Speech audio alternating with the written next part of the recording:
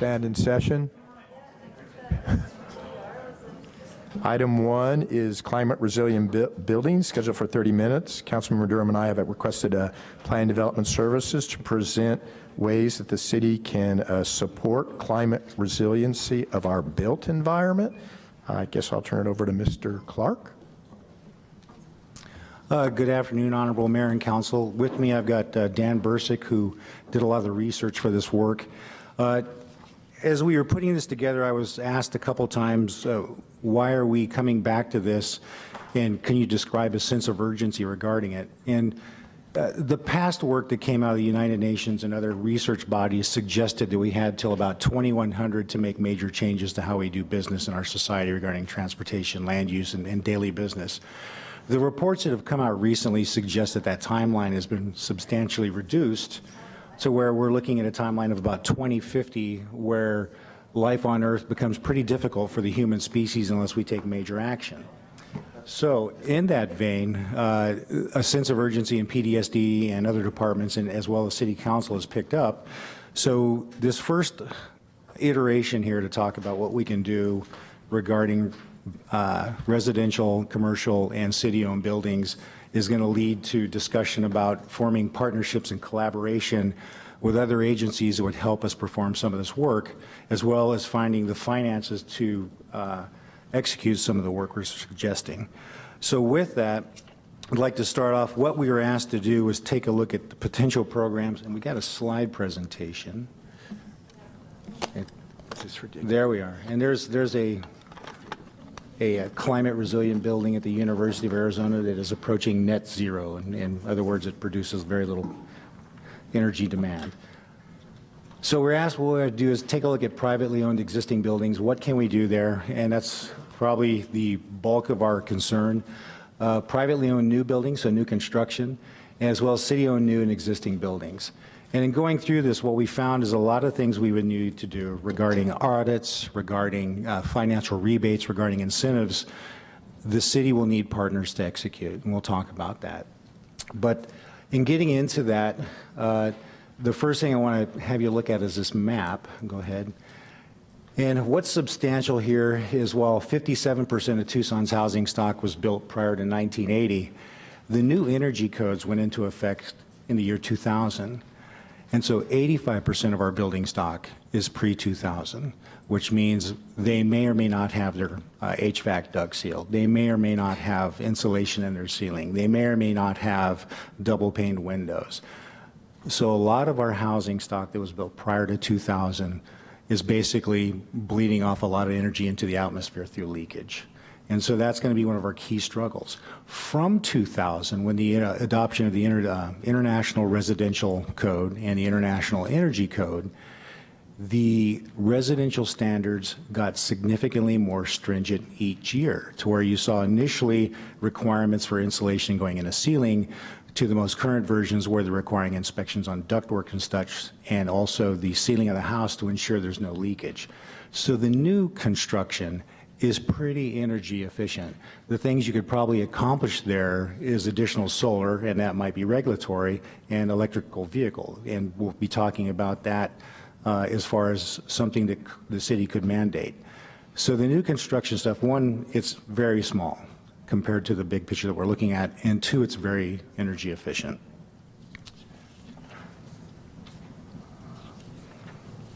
So when you look at the privately owned existing buildings, what could we do for this pre-2000, pre-1980 building stock?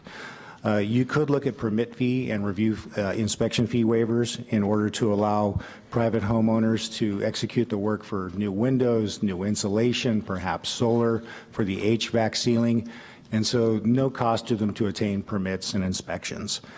Energy assessment for commercial properties, that is something that the city currently doesn't have the capability to do, and this is where that partnership with TEP or having our new generation trained at Pima College or the University of Arizona to perform these things, because as you look at utilities across the nation, many of them offer that service where they go in and they do the pressure testing on the home to see where it's leaking energy. We currently don't have that with TEP or the city. That's something we'd need to reinitiate with them, so that's partnership and collaboration. Financing tools such as revolving loans, we looked at a PACE program that came out of back east. Currently, the Arizona State Legislature does not support those kind of loans. If you wanted to establish a fund similar to what you did last month, where you were looking at solid waste and energy conservation there, and you established the Green Energy Fund, perhaps you could look at how much additional could you put on permit fees that would fund something like a revolving loan, or can you reach out again to TEP and other private organizations to come up with that pool of money to help for our low-income residents to do these kind of improvements, to ensure, one, their rents don't go through the roof, and two, to ensure we're getting the biggest bang for the buck on these older leaking homes. On privately owned new buildings, you could do regulatory incentives, and again, that is if you're going to do green energy all the way through to where you've got solar panels and you've got batteries and your house is completely sealed, you go to the front of the line as far as the permit goes, because time is money for developers. Green permit program, what we're suggesting here is we look at another jurisdiction, because the effort to keep pace with the regulatory changes outpaces Tucson's ability to keep up with those programs.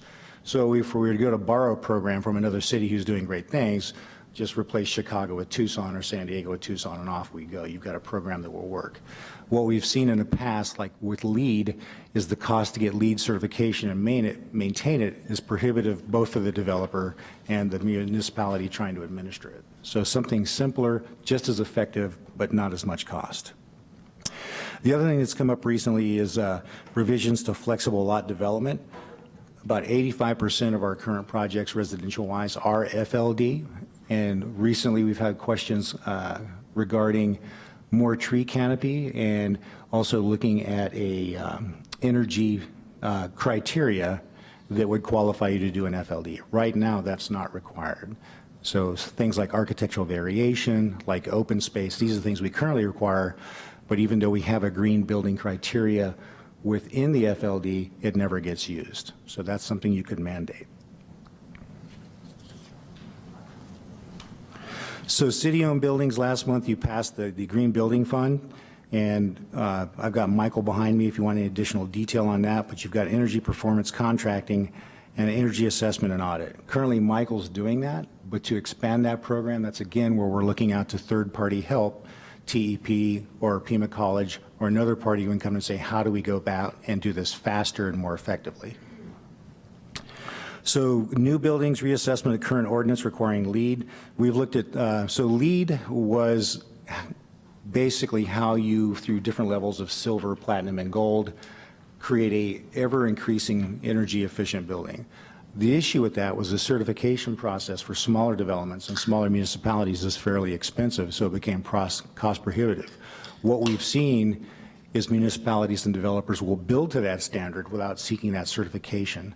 Now, there are other programs out there like Green Globe that we could take a look at that would probably cost less and be less cumbersome on our development community and the municipality to regulate it. So we're suggesting we take a look at that. Solar incentives. So one of the questions that I fielded was, how are we doing on solar? So this council has been extremely progressive on solar. So well done. It's allowed in all zones by right as an accessory use. There is no review fee for residential. We turn around in 5 days. We don't charge you a review fee for it. What we do charge you for is an inspection fee, and that is $100 up to 31 panels, and then after that it's like $5 a panel. You don't have too many residential projects that use more than a few panels, so they typically pay $100. The barriers we're seeing to solar now is we've seen over time, for whatever reason, our utilities and the federal government back off both the amount they're willing to pay to buy energy back from you when you produce it on your home, and also the reduction in federal tax incentives. So originally TEP's program was 10.8 cents per kilowatt. Now they've reduced that to 9.64. I think this merits a discussion with them. We're all in this together. And then the 4% reduction in the tax rebate goes into effect in this year in 2020. So if you're going to go ahead and do solar panels, you're going to miss out on another 4% on the tax rebate. So they've been disincentivizing solar, which is not the direction I think we're trying to go. So you can build it, can you pay for it? So what we're asking you to do today, this was fairly straightforward, is that you've got to build some partnerships. You have to do some financial feasibility on both the biggest bang for the buck in reducing greenhouse gases and in what are the costs to the city if you start providing permit waivers or you figure out a rebate program. We'd like to come back with a prioritized list of proposals that have the biggest greenhouse gas emissions reduction. And the reason why we say that is you'll see a lot of times the efforts are well-intentioned. We want to do more solar, we want to do more wind generation, but retrofitting an old building is sometimes the biggest bang for the buck. And we have a lot of old buildings, both municipal and residential. We can't do this alone. The expertise in both the science, the financial field, the social part of this equation, the economics, the city doesn't obtain all that expertise in-house, so we do need to talk to the University of Arizona. We do need to talk to Pima Community College. We need to seek out philanthropic partners in the private sector and nonprofits to help us with this. And so engage and discuss with partners, including but not limited to the following institutions we listed below. And then we'd like to come back to you in February with where we're at with a draft list of proposals regarding policies, programs, and projects. One of the efforts that's ongoing now, I didn't put this in your report because we're still talking with the University of Arizona's CAPLA, is that we went to them and what we asked of them, this was Jonathan Bean, one of the professors, Lad Keith, some of you know, Courtney Cozens, and then the Dean of CAPLA, Robert Miller, met with us. And they said, where do we want to go? I said, we need to identify what a climate-adapted neighborhood and a climate-adapted urban center looks like. We don't know what that looks like yet, so we need your help. They called back a few days later. They said, we're applying for a grant. We're looking at doing retrofits on existing neighborhoods to create net zero. In fact, not only create net zero, but can they produce power for the surrounding facilities? So those discussions with the University of Arizona are going on right now. If we get the grant, we'll come back and talk to you about that and how we want to shape it. But we've started those engagements, and I think these are great questions. What does a climate-adapted residential neighborhood look like? What does a climate-adapted urban center look like? How does transit fit into all this? So that's where we're headed. So subject to your questions, that concludes my presentation, and Dan and I will answer your questions. Okay, well, the recommendation looks like a good one unless somebody wants you to come back in January. But I think probably what we ought to do now is take input from the council so that when you're working over the next few months for your next report to the council, you've got that guidance from the council. I'm going to start with Councilmember Durham. Thank you, staff in the Energy Office and at Planning and Development Services for a very robust memo. You've offered a number of good suggestions for how we may move forward to reduce greenhouse gas emissions. I appreciate the acknowledgments, and I appreciate the acknowledgement that we must work with partners, including the UA, Pima Community College, and TEP. I would add that we must also work with other jurisdictions, school districts, and major employers in our planning and implementation work to reduce greenhouse gas emissions. I welcome the opportunity to work through some of these with staff today. I have about a half dozen questions. Are there additional federal or philanthropic dollars that staff is aware of that could help implement these changes more quickly? Honorable Mayor and Council, at this point in time, we don't know of any overt federal dollars. In fact, they're going the other way. However, having said that, you should identify those projects and policies, like, for example, the streetcar. When federal dollars do become available, you have the opportunity to implement. So while the federal dollars aren't rolling now, we shouldn't hesitate to identify the things that we can do policy and project-wise. Philanthropic, that's a new arena for us. So we'll start making those inquiries into our community. I'm sure some of you have ideas of people you'd like us to talk to. And with that, I'll sit back down. Didn't come from me. The Roger must be somewhere in the room. Scott, I think that those, there's always a listing of federal grants, and I appreciate they're less than they used to be, but we really ought to keep an eye, all of us, for when those things come forward. And, you know, I know that it's extra work to apply and that the odds of getting them can be not high, but just like the bang for the buck you're looking for otherwise, we should really put more priority on that. Councilmember Durham? While historic properties can be a great boon to the city, our aging housing stock is a big challenge for renter households and lower income residents. Can you walk me through how we can utilize the permit fee waiver program and energy efficiency rebates to reduce the energy cost burden for low income homeowners, and then how we might ensure that renters are positively impacted? Okay, so on the permit fee waiver, that is something mayor and council can authorize. So we would bring back a recommendation of who and how they would qualify to obtain that, and a bit of a financial analysis what that would mean to the city's general fund. On the rebate side of the house, so Tucson Water has rebates, but they're a utility that is able to provide money to fund their rebate program for the rainwater harvesting efforts. If you look at TEP offers some rebates currently, but again, I think we want to partner with them to see if we can go after some of our low-income housing to help them out. If you wanted to establish an additional fee on your current building permits, that would be something to consider.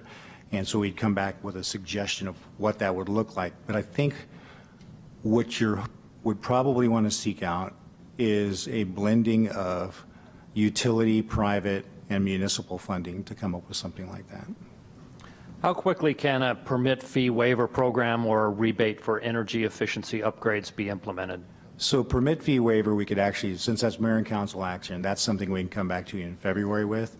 The rebate slice would probably take some additional work, and that's going to be with partners. So I don't want to say anything less than 6 months because that would take some effort beyond what I know who's out there right now. And you'll report on that when you come back in February? Yes. Right. Yep. Our Commission on Climate, Energy, and Sustainability has already asked that we implement an EV-ready ordinance for new construction. How do you see that fitting in here? Can we ensure that as this moves forward with appropriate stakeholder engagement and analysis, and what should be the anticipated timeline be? So the EV, that is a change to energy and building code. That would be discussions with our development community. Some of that has occurred already, and then we could bring something back like that in March. Much of this discussion has already occurred.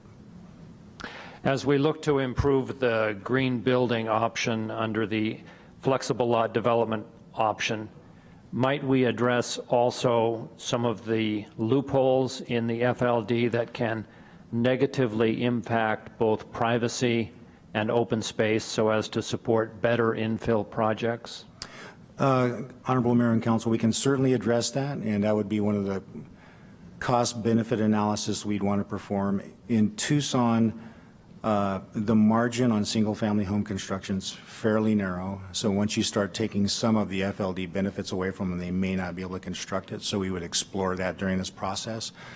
However, the trying to get more solar in there and more green practices, that is definitely a potential. So that will also take a few months because this time you're going to engage the development community, you're going to engage the building community, and then come back to mayor and council and have a discussion. Could a public-private partnership be established to retrofit residential homes and provide the necessary funding? I think you could establish public-private partnerships. Water has some of those partnerships with Siri and I believe Chirpa and others that do this kind of work. So we'd look at that model, and that would be something we'd want to incorporate into the package. And you'll report on that in February also? Yes. Okay, great. Okay. Councilmember Fimbres? Thank you, Mr. Mayor.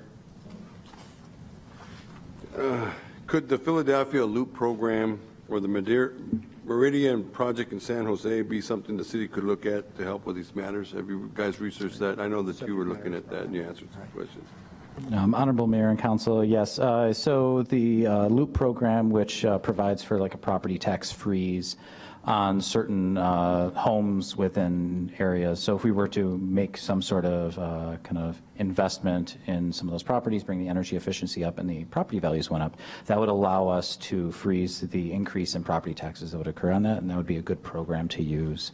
Additionally, promotion of projects such as the Meridian project in San Jose really does promote more efficient land use and more efficient use of buildings and space. So looking at that as an example of the type of development to promote sustainability and to address climate change is a very good thing. And again, I want to reiterate, how could this effort ensure that low-income people and families who are paying rent for housing won't be locked out through rent increases if changes are made to their housing? Yeah, so Honorable Mayor and Council, yeah, there are a lot of solutions that you can build into these and tools to ensure that rents do not go up in certain areas. Additionally, I think it should be noted that funding for low-income housing to implement energy efficiency improvements can help retain neighborhood stability. So it would help to reduce utility costs, especially the seasonal variability related to heating and cooling costs. So we're making efforts, and you're going to bring back a report in February that shows, and you're also going to factor these processes in for the folks that are the most vulnerable citizens that are barely hanging on to their housing will also be one of the key factors you're looking at. Okay. And the other thing is we understand environmentally correct, but it's pretty expensive for homeowners that want to do this who are on fixed income. So we got to look at how, I like the idea of the waiver of the permits that could look at this too, but I want to make sure it's affordable for the city. Thank you.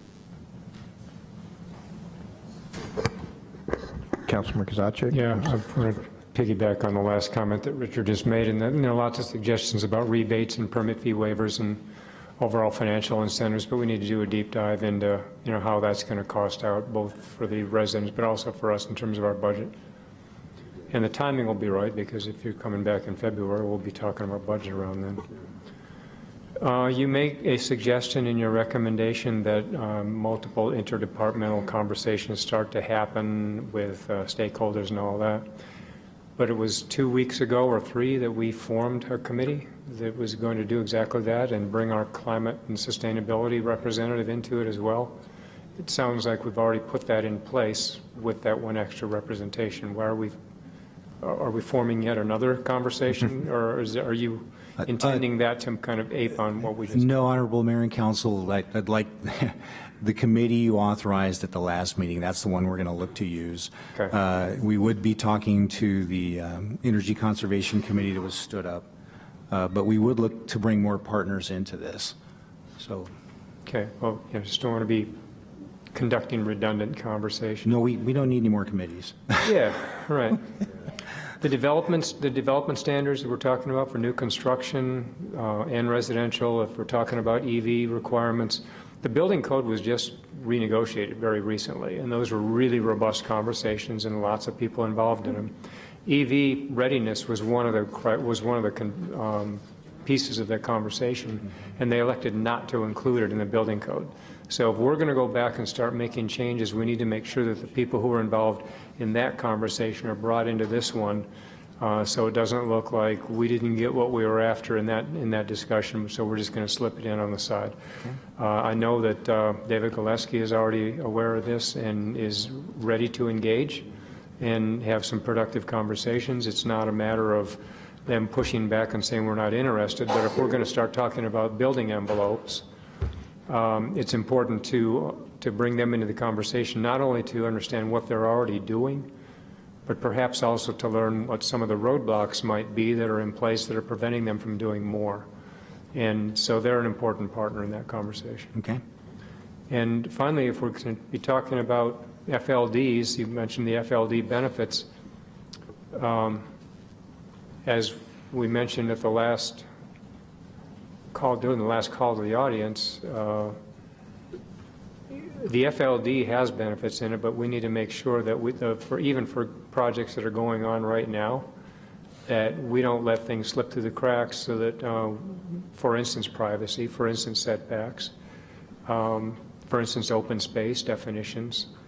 And so I'm suggesting that the FLD conversation is one that's immediate and current. It's not something we need to wait until February to figure out, because that, for instance, that Mountain View project is very concerned about some of our interpretations of that FLD code and the review process involved in that as well. Okay. Okay, Councilmember Scott? Thank you, Mr. Mayor. One of the things I wanted to check with everyone about is if you were to put in a final ordinance, something about cool roof. Many times that means having a white or reflective kind of roof coating. What would happen if all the rooftops that could be done this way would happen in the city of Tucson, and all of the rooftops were reflecting back into the atmosphere? Wouldn't that have a deleterious effect potentially on the atmosphere and so forth? So that's just a sort of a philosophical question. The You other weren't thing- looking for an answer to that, Councilmember Scott. I think I'll just let that one slide for now, but I do think it's important to know that if you say you want a cool roof, and it means paint it a lighter color, in fact white, this could have overall perhaps a downside. Okay. And the other things that have happened over the years is the city of Tucson and others have come up with wonderful light bulbs that were supposed to be energy efficient.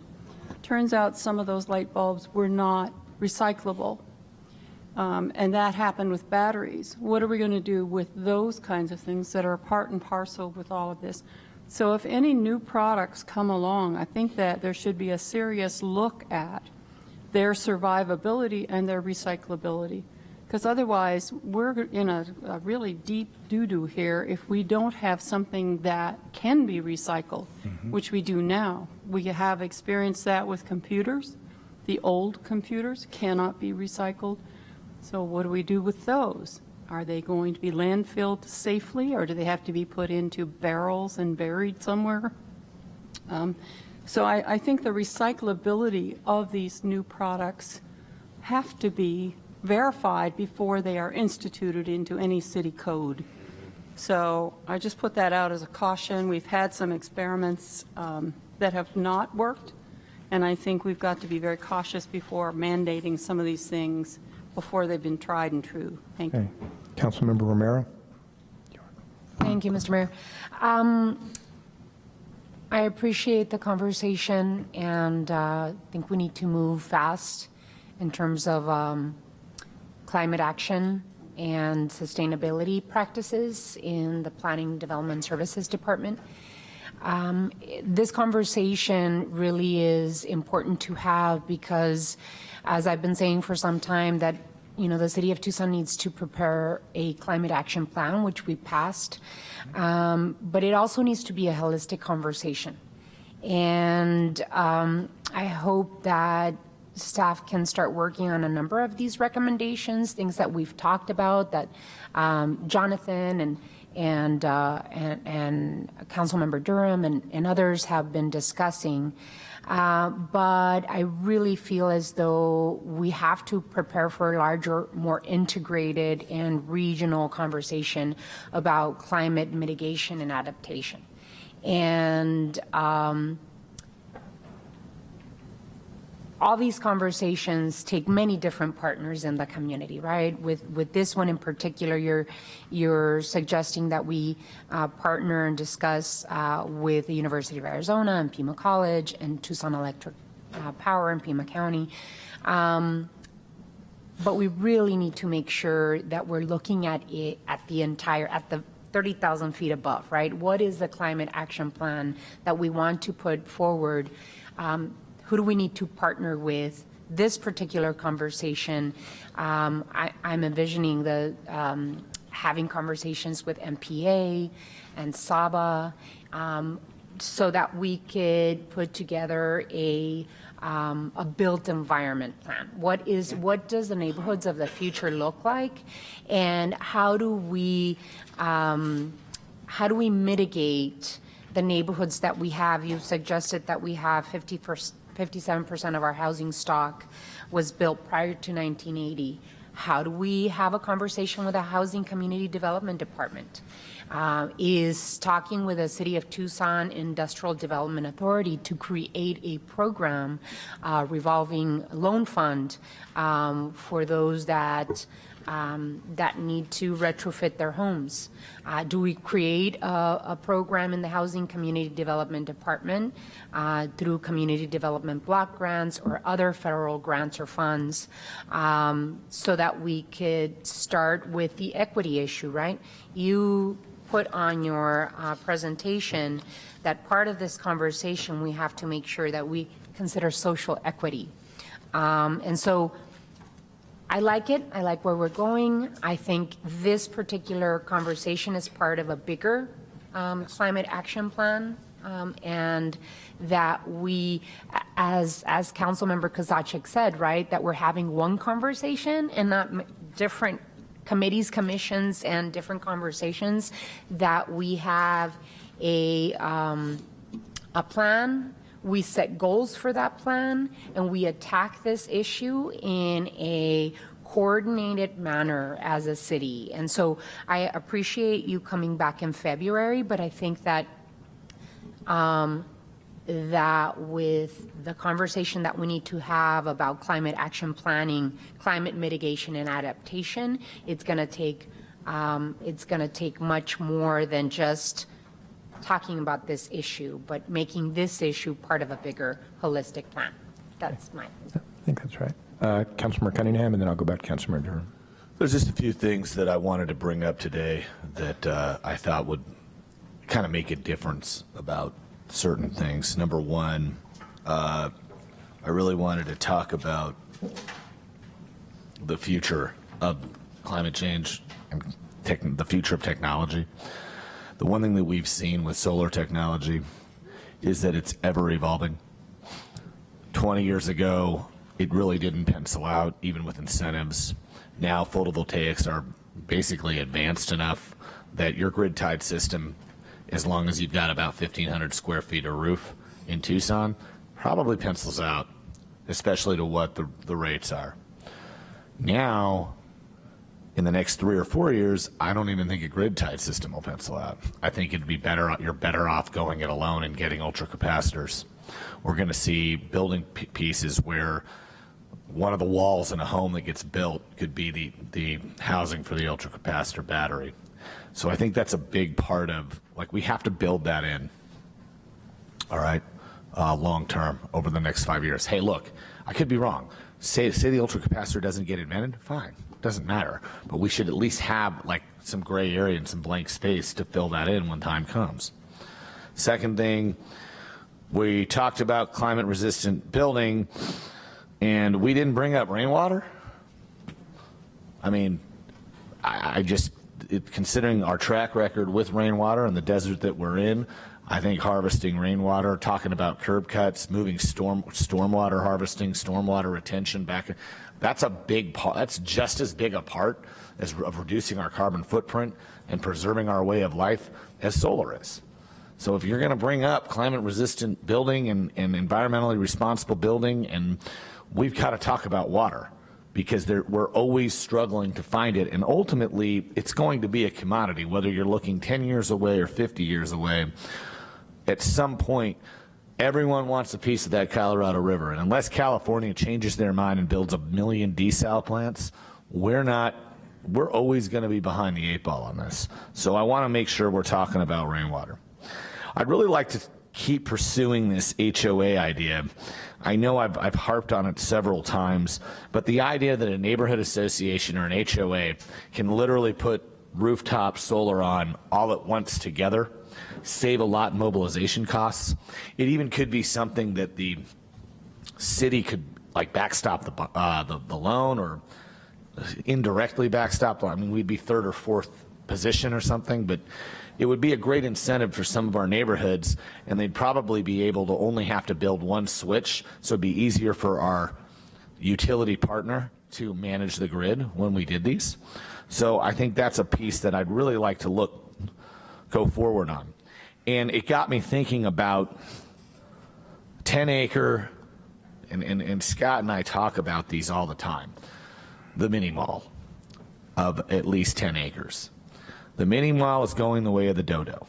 Retail space is just changing, and that pad that has one giant retail and several shop outs and a restaurant in front, and maybe a gas, that's going bye-bye. Where every single city in the nation is struggling to fill those spaces. Not every single, but I mean, it's a nationwide trend. So on these 10-acre sites, if you think about them, you've got this large rooftop for the retail space, and then you've got these enormous parking lots that also have room for solar. I'd love to see those go all solar, and that may be something that we could invest in. Maybe we could do it independent of our utility partner, and we could run our own, we could distribute energy ourselves. I mean, it's just a thought. I mean, I'm just thinking out loud. The last part I want to talk about is, I know that everybody loves solar, and solar is the be-all, end-all, and it's totally renewable, but there is one other piece of clean energy out there, and it's actually kind of overlooked. It's a little underrated. The hardcore green folks don't like it as much, but we can take a look at compressed natural gas as a resource. It's not out of the question, especially as an aviation fuel.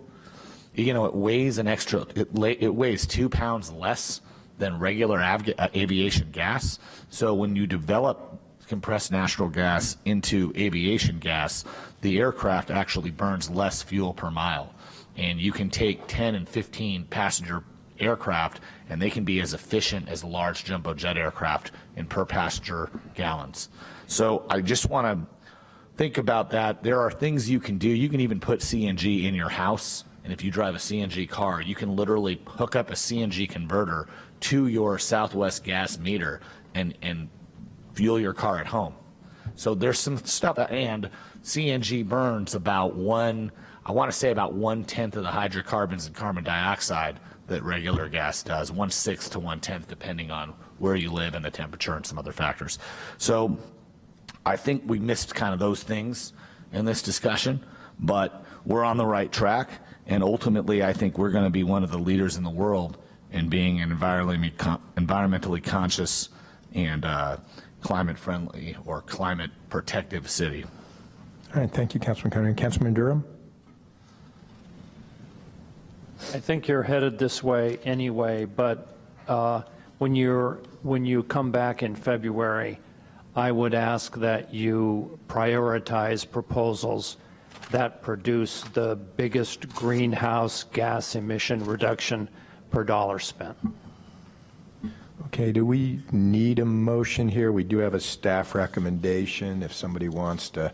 I think sounds like we all understand that you're going to come back in February with this prioritized and with even more details so council can begin to act on this and maybe some other matters at the same time. So appreciate the presentation. Okay. It was really well thought out. Thank you. Okay. Let's move on to item 2, Historic 4th Avenue. Councilmember Cunningham has requested a discussion regarding 4th Avenue. Mr. Manager or Councilmember Cunningham? Mr. Mayor, we're prepared to answer questions. I know that Councilmember Cunningham had some thoughts he wanted to explore, and we're happy to do that. So the first question I had was how many G-Pluts have we done on 4th Avenue between University and basically downtown? Mr. Ray, I'm going to say the 2. We got somebody here who might know the answer. Here? Kevin, go ahead. We'll get Kevin to answer. Mayor, Councilmember Cunningham, I believe the answer to that is 3 on the 4th Avenue corridor, and I could just go over those quickly. The Trinity project, which is the mixed-use development that's adjacent to Time Market, the Union on 6th, formerly the Flycatcher building, and most recently 213 North 4th Avenue, the former Maloney site.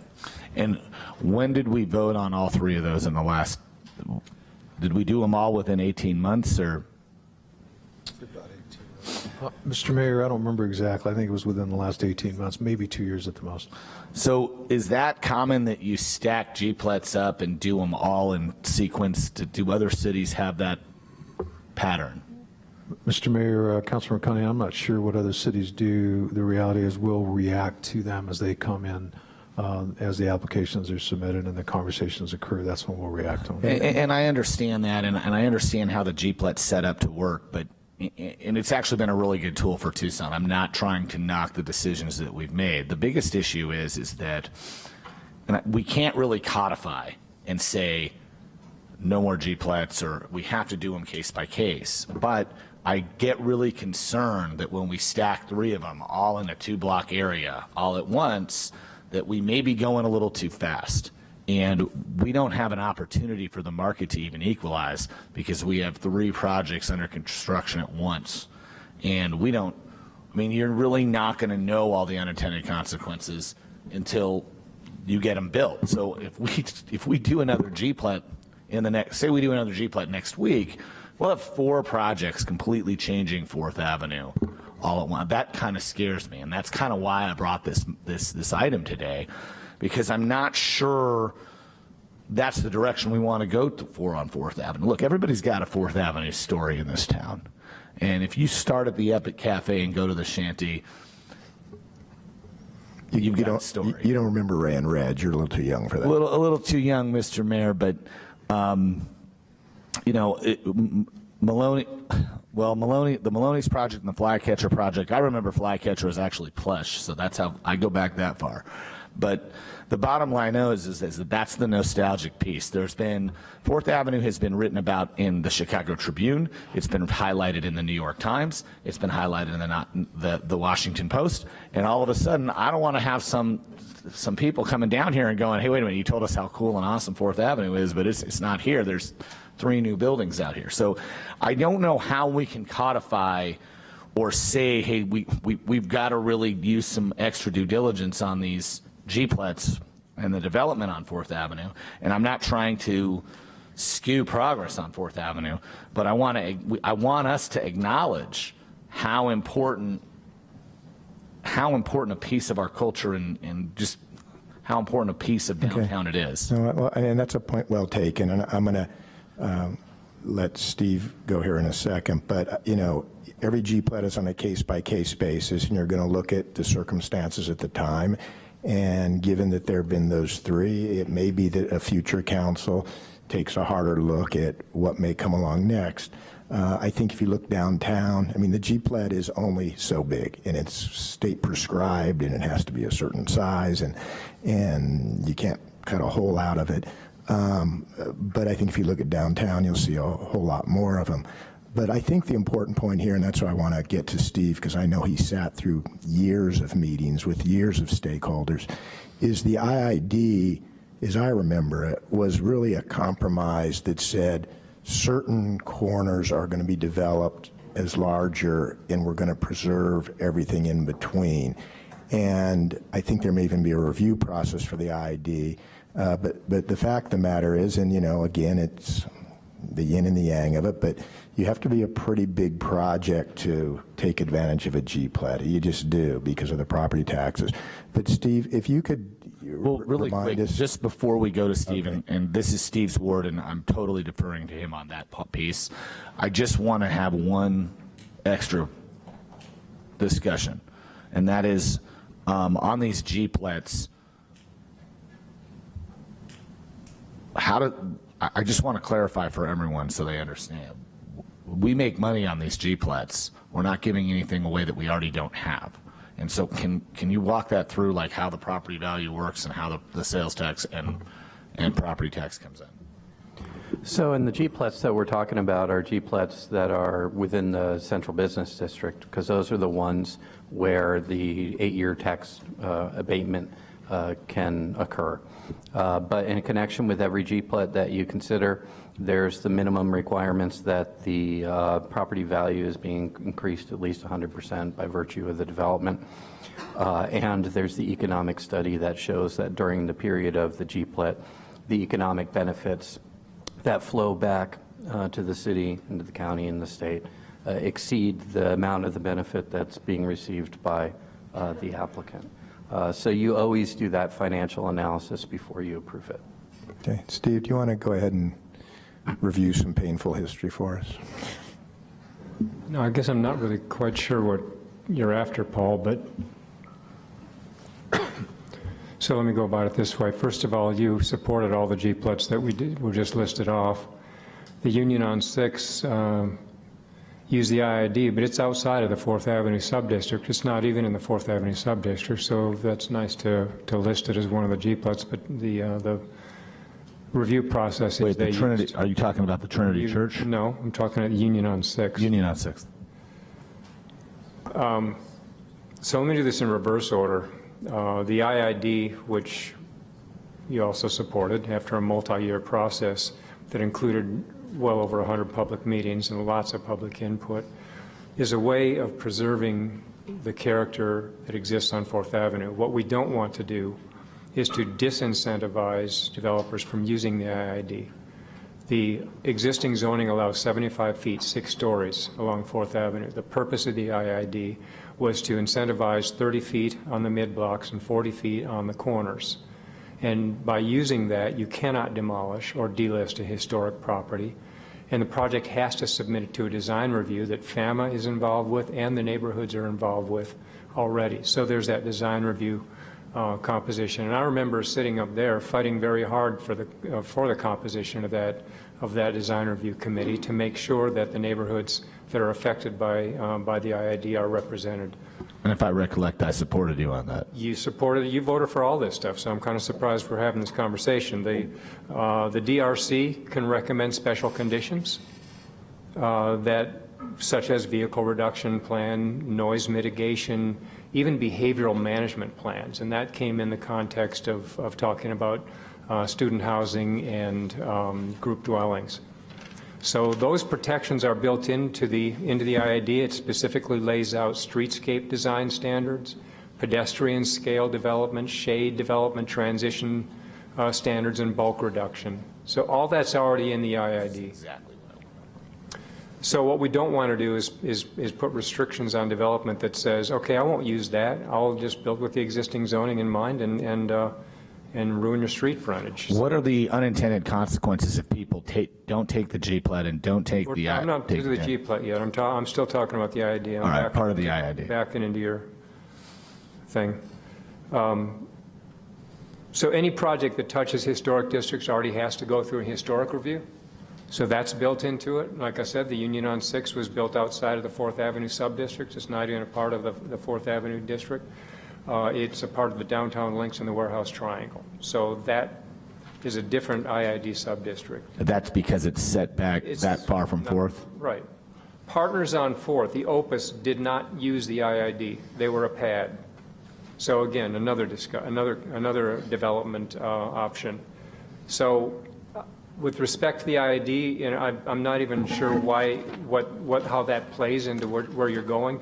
As far as the G-Plat is concerned, we've had, for at least the last 2 months, I know Rahina's mentioned it, Richard's mentioned it, I've mentioned it multiple times, that we need to start using the G-Plat to catalyze public benefits that we're after. If another G-Plat came tomorrow for 4th Avenue, we could talk about things such as incentivizing preservation or don't demolish historic properties, build to the scale and character of the area, build street furniture, similar lighting, artistic elements. 4th Avenue just spent $10,000 with Corky Poster to get their historic designation. We can use G-Plats to support that effort and not simply say we're not going to do G-Plats anymore, because as soon as we start taking those incentives away, we may be sending people off to use existing zoning. Wait, one other thing is, what we can do, as several of us have been saying, is to begin to use those G-Plats as ways to compel developers to produce the kinds of benefits that we're after for the preservation of 4th Avenue. Simply saying don't do them anymore may wind up having the exact reverse effect of what you're after. Well, and let's make no mistake. I'm not saying we shouldn't do them anymore.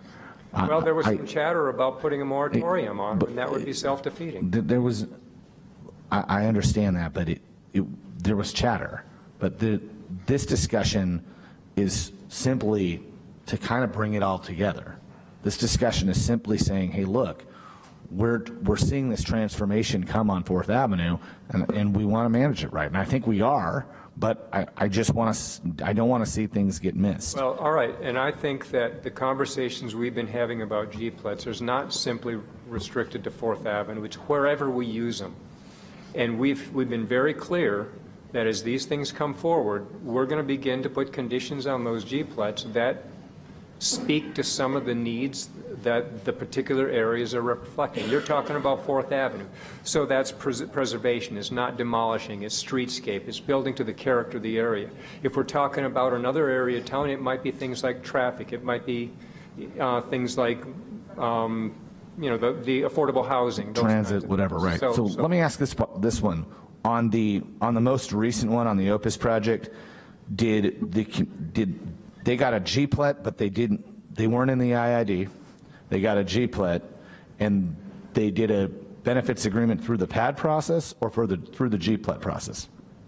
Neither. A community benefits agreement is not something the city's party to. That is negotiated between an independent third party and the developer. Part of the motion was to continue the conversation and create a CBA. We're not a party to that. So the G-plet, which I did not support, but you did, went forward without that CBA being negotiated. And so do you think we should reconsider that motion until the CBA gets done? My call, you voted for it, not me. well, so here's the, okay. And I'm I gonna think the G-plet ship has already sailed. Yeah, and the thing about the CBA, and Steve could tell you another story because I was minimally part of that, trying to help him at the end. A neighborhood can negotiate, and they can get some benefits, or a community, but it takes two people to sign the document. And the case we had was, what's it called, the Mark over on Broadway? Yeah. Rincon Heights. Steve advocated for Rincon Heights for probably over a year. Yeah. And he got a lot of concessions from the developer, and at the end, the Rincon Heights neighborhood folks said that's not enough, and the developer said, then fine, we'll just build within our current zoning. So there's always the opportunity to have additional concessions, but at some point, you need to know when to hold them and know when to fold them, really. Okay, Councilman Romero. I agree with you, Paul, that we need to make sure that 4th Avenue remains authentic and unique. We have a really beautiful piece of history, a living history, and we have to make sure that we protect that. Now, I agree also with Councilmember Kozaczek that the infill incentive district was created. I mean, I've been sitting on this council since November of 2007, and we went through a horrible economic recession. And we had to act quickly to do two things. One, to encourage infill development in the city of Tucson so that could bring jobs and improve the economy.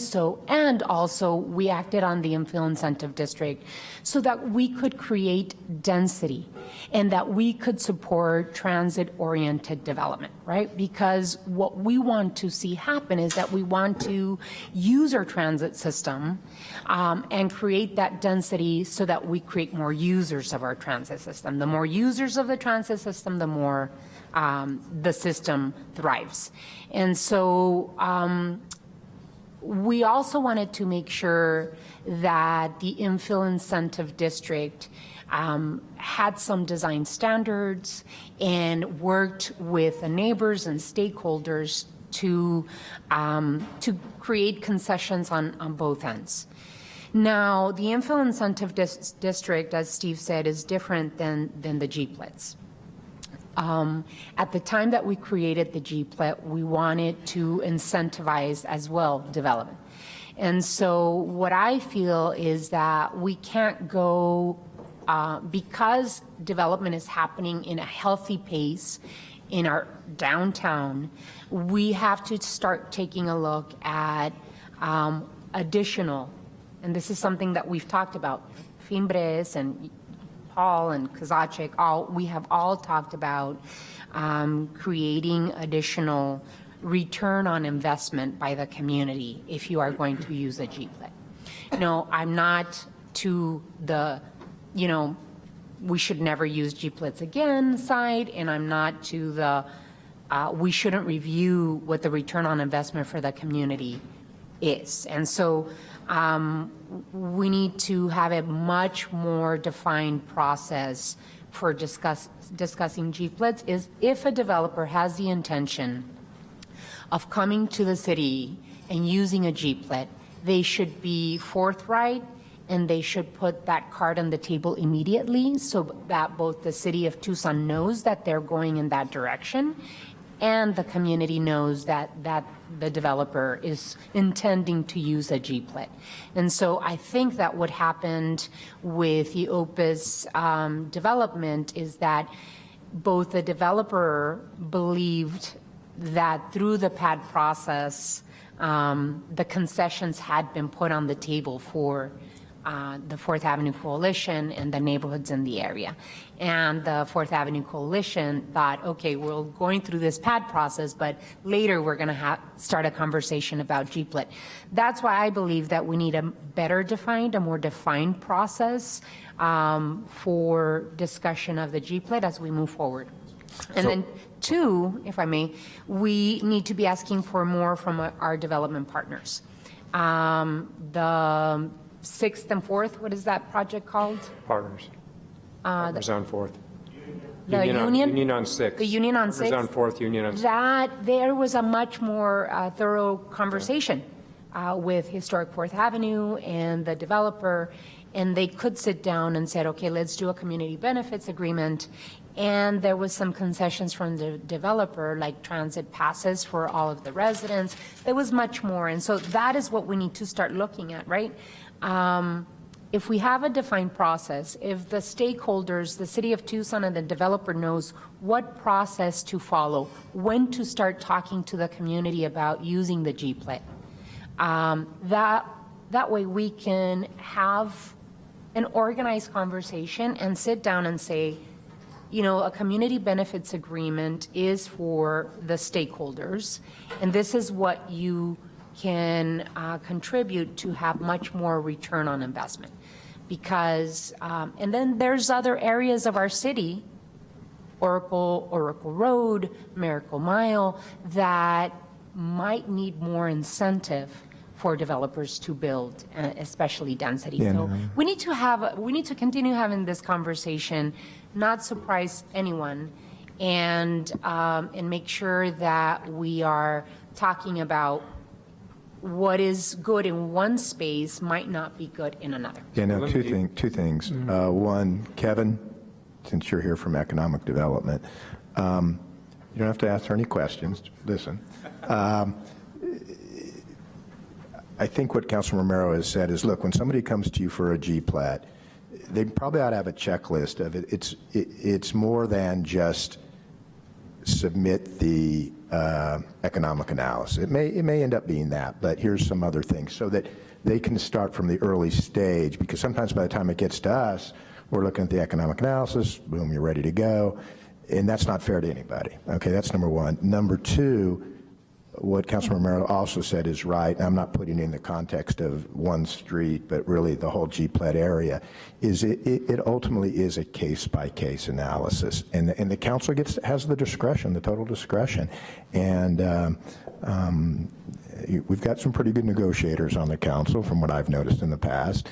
And so I think that's where you're at. But I do think that at ED, there may be a little more we can do up front, not really to slow the process, but just to assure that everybody's involved from the beginning.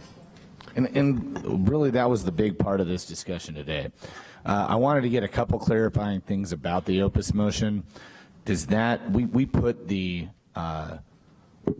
community benefits agreement in the motion? Does that motion require that it requires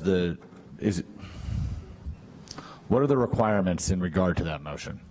So a couple quick things. I want to be careful that we stay within our agenda item here, okay, and not get too far afield. We'll provide you the motion. I will answer to say that the execution of a community benefits agreement was not a condition of the approval of the GPLAT, but you did give your expression, right, you gave the expression to them to keep working on it and that you expected them to figure it out between them, but that's a third-party agreement. You approved the GPLAT. What's the statutory requirement for a motion to reconsider?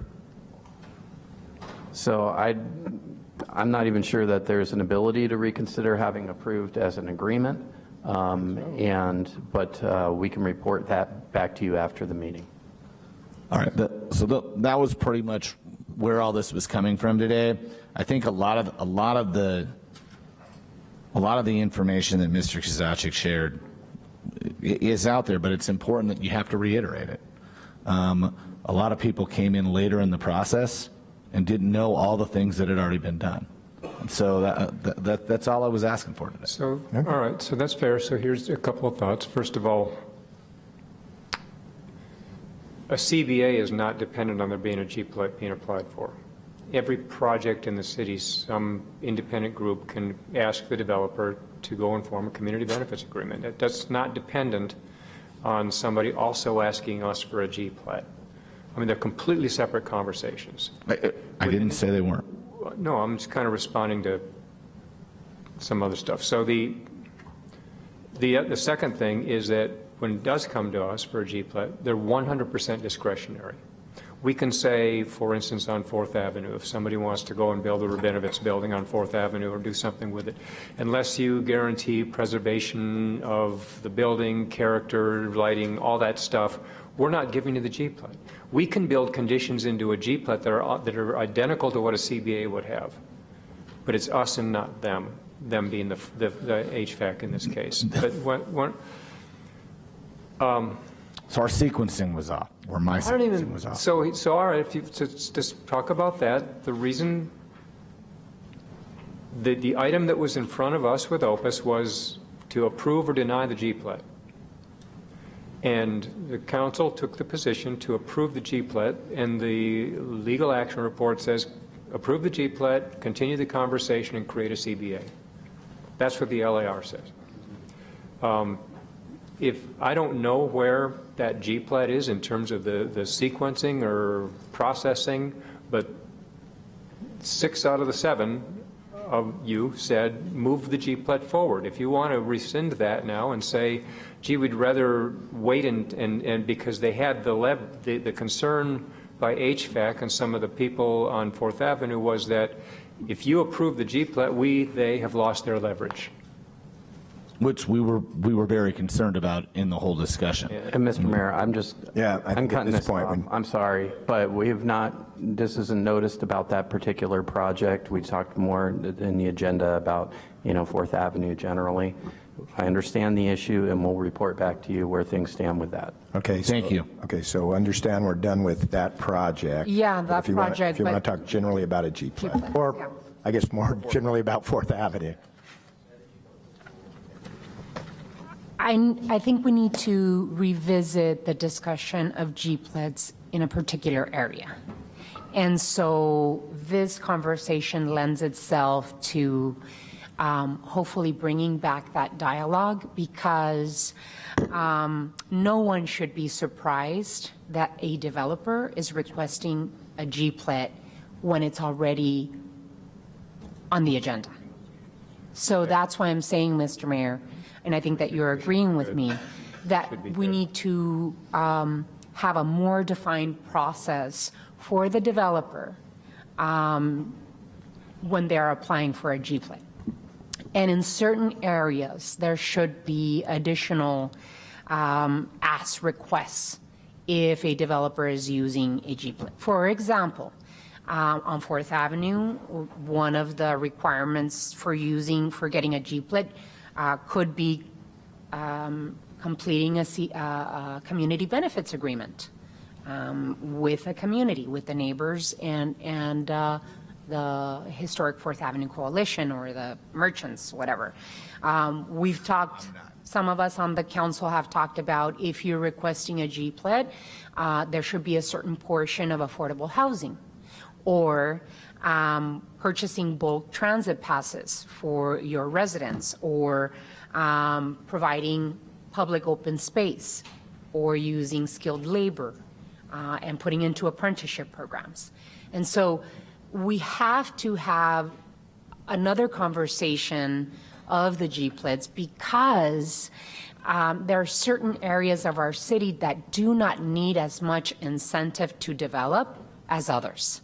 When we pass the IID, which we want to continue having, and we pass the GPLED, we wanted to shake up and we wanted to put a shock into the development world, because it was really dying.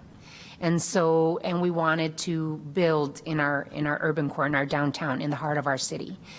We're not in the place anymore, and there's no reason why we can't take a look at our incentive programs and reevaluate them and put certain conditions under them. But no one should be surprised, not the city, not the stakeholders, not the developer, of what is expected when they're applying for this particular incentive from the city. That's all I wanted to add. No, I think that's right, and I would just, I'm not going to say caution, but indicate that those are all relatively complicated conversations that require more discussion at the table. Inclusionary zoning, there's pretty solid law about that.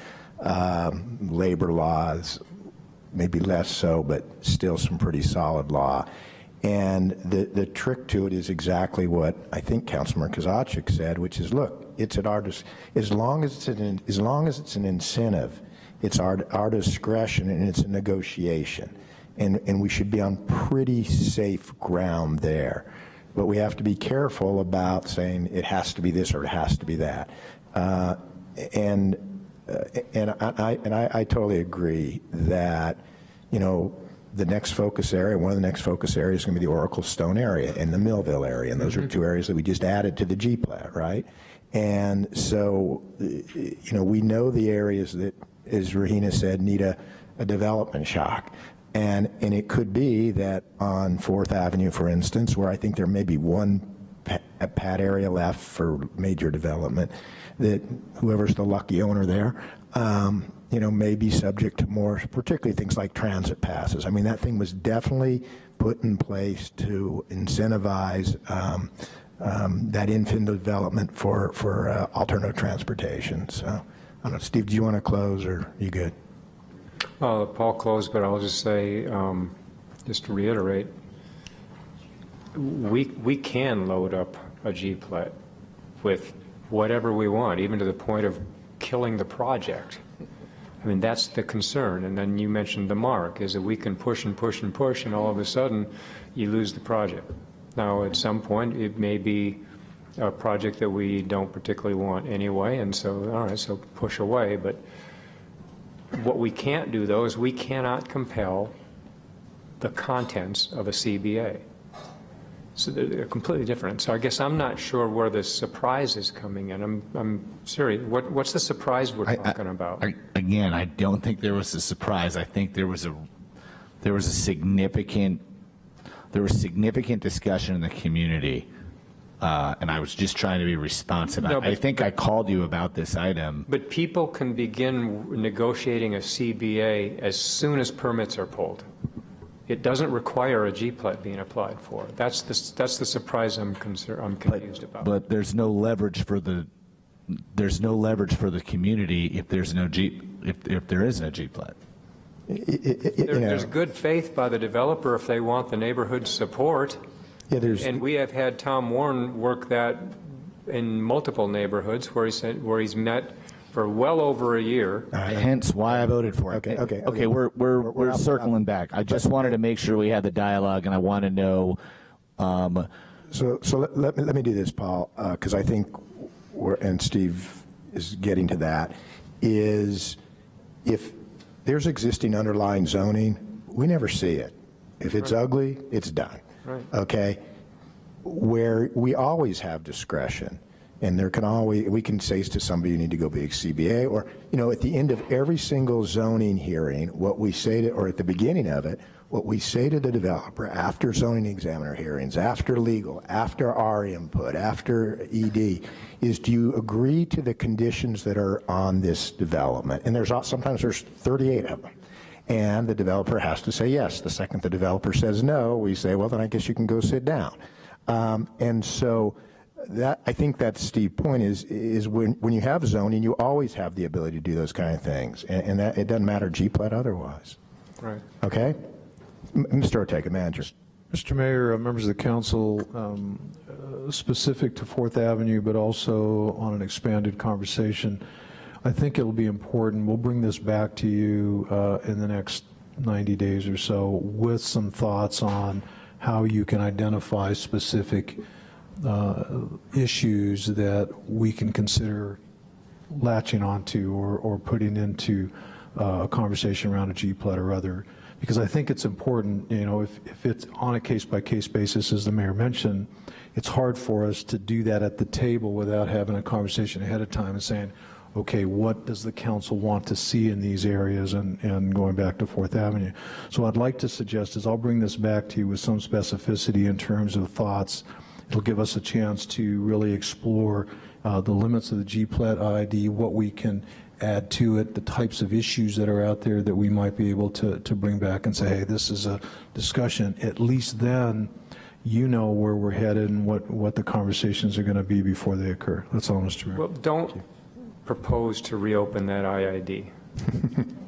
Or you'll have at least one very significant objection. No, Mr. Mayor, just so we're clear, what I'm going to do is bring back to you thoughts that can be added to the G-plat as a part of that process. Right, but you said the IID I did too. say ID because Yeah. I think that can be part of Okay. an overall discussion, but not reopen it and have a discussion But as again. far as the G-plats are concerned, the things that they're going to need on Miracle Mile are completely different than what Iron Horse was needing. Yep. And so that's, you can put a menu together, but every time we get a project, we're going to look at that menu and say, and what else?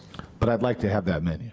All right, well, and that really is, every council person, it's a constituent service area, and it's a primary, Well, Mr. Mayor, and there are cities that have a very defined, and that's what I'd like to see, right? A defined process because, again, we need to make sure that when a developer says, I'm developing this project and I want to take advantage of your incentive, your G-plat incentive, that they have a very well-defined, okay, if you're thinking of using a G-plat, then these are the steps you need to follow. And just as we do with rezoning cases that developers are asked to notify the neighborhood association or people 300 feet surrounding the project, that's what we should be able to ask the developer to say, okay, if you're applying for this incentive, this is the process. And it should not surprise anyone that they need to go through a process like this. And it should not surprise neighbors when the development is already in front of mayor and council asking for that G-plat. That way, the neighbors and the developer can talk about creating that, the mayor and council could create a menu of requests, either whether it's bulk transit passes or a CBA or, and other cities do have that. You can choose from this menu of returns to the community in exchange for a G-plat. Okay. I got one more because when I said the good faith of the developer that wants to build the community. He laughed, and that's not bullshit. It's true. We've gone through it before. What we are talking about is any time a developer is asking for a variance, a rezoning, with the conditions that we're talking about, they're reliant on this council putting conditions on paper, and they are hoping that they're not going to get blowback from the neighborhoods that they're developing in. It doesn't mean a Jeep, they have to be going for a Jeep-let. It's any time a variance or a rezoning is asked for, there are conditions built into it, and that does rely on good faith relationships with the people they're building in their neighborhoods. All right. Well, then the neighbors come in if, as we're doing it. All right, so good discussion, and Councilman Prim, thank you for bringing it forward, and you're right, it's the kind of thing that you can't reiterate enough. I mean, I learned long ago, I said that once, and somebody explained to me, no, you need to say it 7 times, so I get it. All right, does anybody have anything to pull from consent tonight? I'm going to pull B on the Grant Road just to get some things on the record. Okay, anybody else? T21. Okay, is that D, I think? Okay, anything else? There's only 5 things, that's 2. All right, anything for any future agendas at this time? If not, let's recess for a little over half an hour.